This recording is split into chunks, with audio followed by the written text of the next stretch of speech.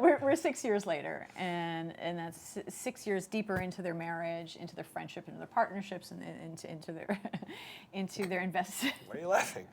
because you gave me the evil eye, like I was waffling. Post Amityville. Post Amityville, right? In this, with 6 more years of skepticism, 6 more years of weariness, and of cases. And how have each of your characters evolved since we last saw them? We'll start with you. Well, I think we're in a, Ed's a very protective guy. He was a very protective man of their relationship, and specifically of Lorraine. So I think he knows. You see there's a real discovery that happens in the film, where the case that we referred to in the first one that really traumatized Vera, and that we don't even get into, we discover what that is in this film. So it's a constant search for Ed of how, at what cost is it to help these people? What does it do to Lorraine? And therefore, what does it do to their marriage and their family?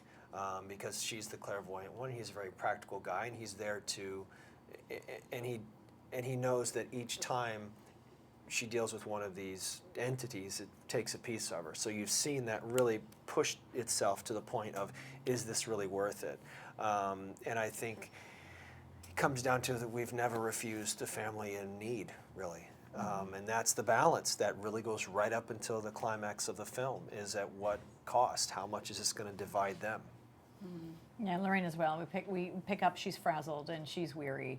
She's wary of any other case. She's had this vision of Ed, and I think she's caught between that rock and a hard place of knowing that this is what she's meant to do, and not necessarily wanting to do it, and exhaustion, and that's where we pick up. And this comes at a time where one of their trickiest cases is presented to them, which is Enfield.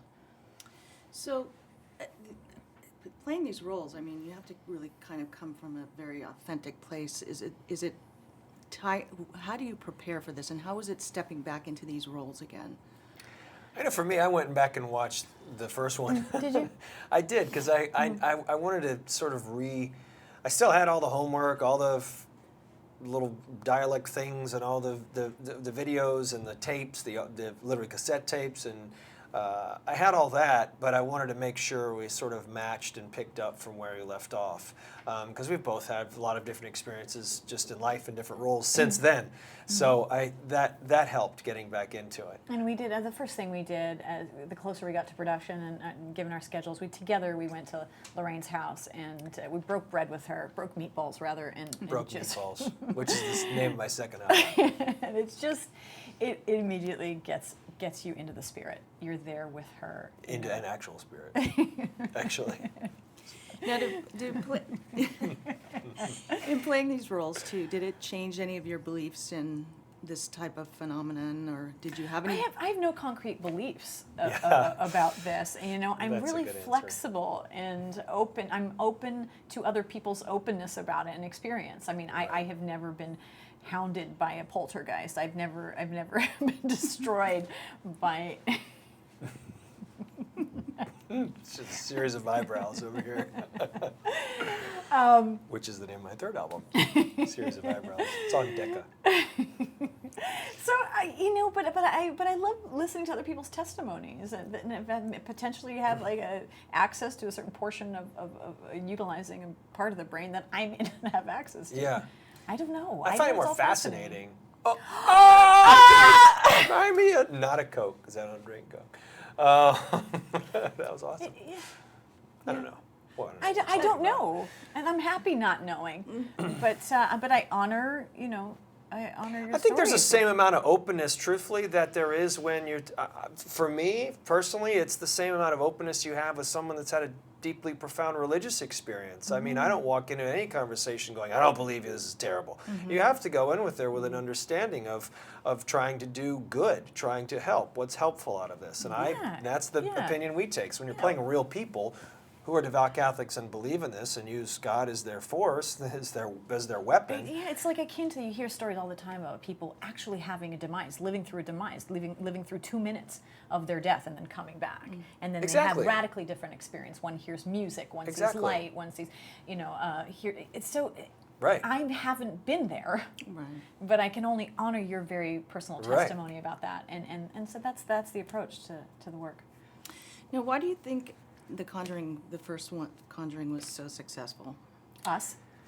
Yeah, Just specifically us. me. I think there's a lot of wonderful things I do.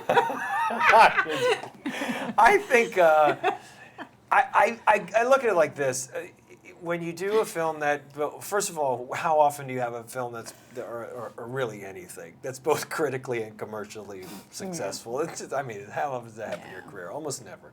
So, and you have to look beyond that. For me, I think of those fans that came up to me, and I'm sure it came up to Vera as well after the first one, that said, I don't even like horror movies, but I love The Conjuring.